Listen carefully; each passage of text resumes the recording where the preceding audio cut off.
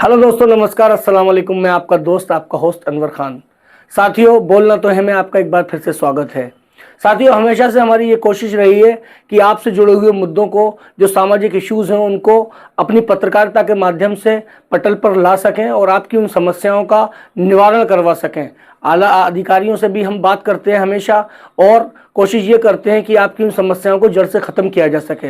हमारे इस कार्य से, हमारी इस पत्रकारिता से अगर आप प्रभावित हैं तो कृपया हमारे चैनल को सब्सक्राइब कीजिए और वीडियोस को लाइक कीजिए, शेयर कीजिए और हमें एडवाइस भी कीजिए, हमारा मार्गदर्शन भी कीजिए।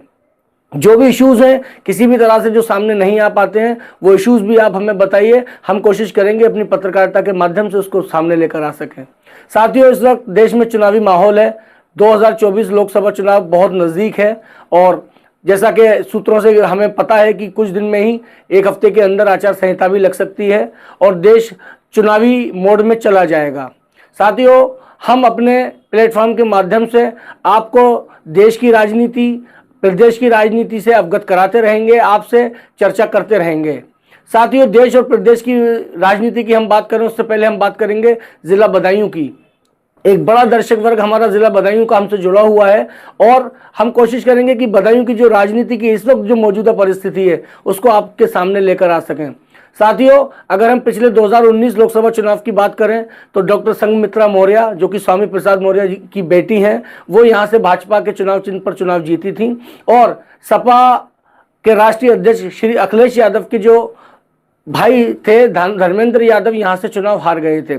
इससे पूर्व में अगर हम बदायूं जिले की बात करें, ये हमेशा से समाजवादी पार्टी का गढ़ रहा है और सपा की सरकार में एक विशिष्ट जिले का भी दर्जा प्राप्त था बदायूं को। अगर हम बात करें, सलीम इकबाल शेरवानी हमेशा से यहाँ चुनाव जीतते रहे, लगातार समाजवादी पार्टी से चुनाव जीते, लोगों ने भरपूर सहयोग दिया, भरपूर समर्थन दिया।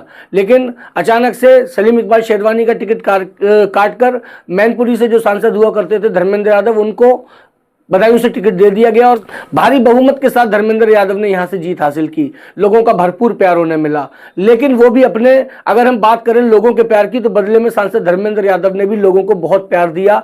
और अगर बदायूं जिले के विकास की बात करें, बहुत ज़्यादा विकास हुए, सड़कों का निर्माण हुआ, एक पूरे हाईवे का एक यहाँ पर निर्माण किया गया। अगर हम बात करें स्वास्थ्य के क्षेत्र में, तो एक मेडिकल कॉलेज बदायूं को दिया गया, जो एक बहुत बड़ी सौगात है। अगर हम बात करें, यहाँ पे जब लोगों से हम बात करते हैं तो लोगों का ये कहना है कि ये इतनी बड़ी सौगात धर्मेंद्र यादव ने बदायूं जिले को दी है कि आने वाली नस्लें भी उनकी कृतज्ञ रहेंगी, उनकी आभारी रहेंगी। साथियों, अब हम बात करते हैं 2024 के चुनाव की। यहाँ पर जब समाजवादी पार्टी ने जब टिकटों का ऐलान किया तो धर्मेंद्र यादव को एक बार पुनः बदायूं से टिकट दे दिया गया और उनकी चुनावी तैयारियां भी शुरू हो गई।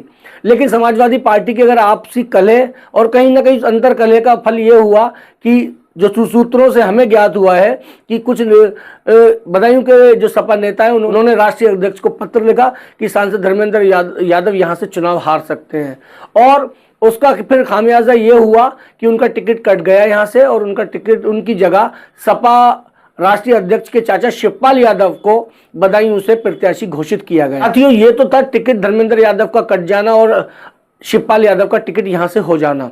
हम बात करते हैं इस वक्त मौजूदा परिस्थितियों की। साथियों, जैसा कि हमें सूत्रों से ज्ञात हुआ है कि सलीम इकबाल शेरवानी साहब राज्यसभा का टिकट चाहते थे और वो टिकट उनको राज्यसभा का टिकट नहीं मिला और इसको लेकर वो नाराज हो गए।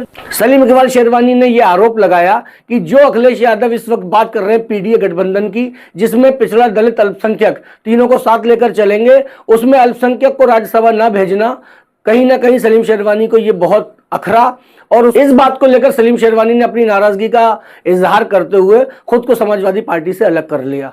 केवल सलीम शेरवानी ही नहीं, कहा जाता है कि जो उनके साथी बदायूं जिले में पूर्व दर्जा मंत्री आबिद रजा एवं ठाकुर योगेंद्र सिंह तोमर, अगर हम बात करें तो पूर्व में आबिद रजा का एक बड़ा कद है समाजवादी पार्टी में, और अगर हम बात पश्चिम की करें तो ठाकुर योगेंद्र सिंह तोमर का भी एक बड़ा कद है और कहीं ना कहीं वो भी समाजवादी पार्टी से जुड़े थे, तो समाजवादी पार्टी को मजबूती थी। लेकिन सलीम इकबाल शेरवानी के अलग होने से इन दोनों लोगों ने भी समाजवादी पार्टी से इस्तीफा दे दिया और दूरी बना ली।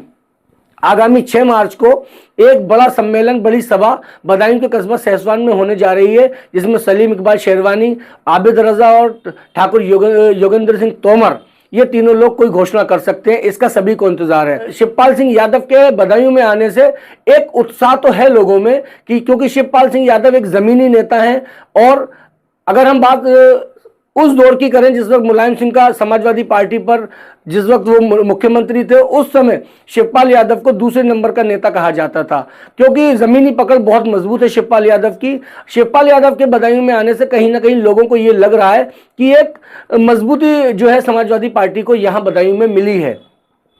गढ़ में सीट हारने की चुभन भी कहीं ना कहीं समाजवादी पार्टी को ये होगी, और शिवपाल यादव एक मजबूत चेहरा है। लेकिन अगर हम बात करें मौजूदा परिस्थितियों की, तो एक तो सलीम इकबाल शेरवानी के अलग होने के बाद कहीं ना कहीं समाजवादी पार्टी के बारे में जो है चर्चाएं गर्म है कि अब यहां पर मुश्किलें पेश आएंगी। साथियों, इसी के साथ मुझे लगता है समाजवादी पार्टी को एक बड़ी दिक्कत और होने वाली है। बदायूं जिले के अगर हम वोटों की बात करें तो मुस्लिम मतदाताओं का एक बहुत बड़ा रोल यहां पर रहा है, एक बड़ा प्रतिशत मुस्लिम मतदाता का है। असदुद्दीन ओवैसी ने अभी घोषणा की है कि बदायूं से AIM भी चुनाव लड़ेगी। साथियों, समाजवादी पार्टी के लिए यह भी एक बड़ा खतरा हो सकता है। अगर कोई मजबूत कैंडिडेट AIM ने अगर यहां बदायूं से उतार दिया तो मुस्लिम वोटों का कहीं ना कहीं तुष्टिकरण वाली बात यह साबित होगी। मुस्लिम मतदाता वैसे अगर आमतौर पर अगर हम देखें तो इस वक्त जो है वो लोग ये ज्यादा चर्चा कर रहे हैं कि केंद्र में सरकार किसकी बनेगी, किसकी सरकार, किसकी सत्ता लोग देखना चाहते हैं। इंडी गठबंधन की सत्ता देखना चाहते हैं या भाजपा की दोबारा से पुनः देखना चाहते हैं, ये एक बड़ा फैक्टर काम करेगा। क्योंकि मुझे ऐसा लगता है कि वोटर जो है वो या तो भाजपा की सत्ता देखना चाहता है या नहीं देखना चाहता है, बीच का कोई रास्ता लोगों के पास इस वक्त शायद नहीं है। उसका एक फायदा समाजवादी पार्टी और इंडिया गठबंधन को हो सकता है। लेकिन असदुद्दीन ओवैसी के बदायूं से चुनाव लड़ने की घोषणा के बाद कहीं ना कहीं दिक्कतें तो पैदा होंगी।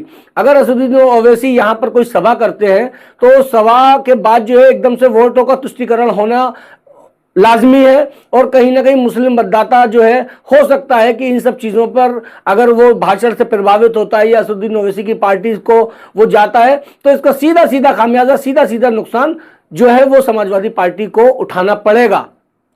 साथियों, अब बात करते हैं रणनीति की। साथियों, समाजवादी पार्टी को एक बड़ी रणनीति की जरूरत पड़ेगी बदायूं में। यहां ग्राउंड पर जो लोग जुड़े हुए हैं, जो जमीन से जुड़े हुए लोग हैं, जो जमीन की राजनीति करते हैं, उनको सबको साथ लेना पड़ेगा और उनको साथ लेकर ही रणनीति बनानी पड़ेगी, तभी शायद यहां से शिवपाल सिंह यादव चुनाव जीत सकते हैं। जिस तरह की चर्चाएं गर्म है कि समाजवादी पार्टी यहां पर नुकसान उठाने जा रही है, तो अगर रणनीति अगर बढ़िया बना दी जाती है और रूठों को मना लिया जाता है तो शायद हो सकता है कि समाजवादी पार्टी अपना ये हारा हुआ किला वापस ले सके। साथियों, हम लगातार इस पर चर्चा करते रहेंगे, प्रदेश की राजनीति की बात आपसे करते रहेंगे।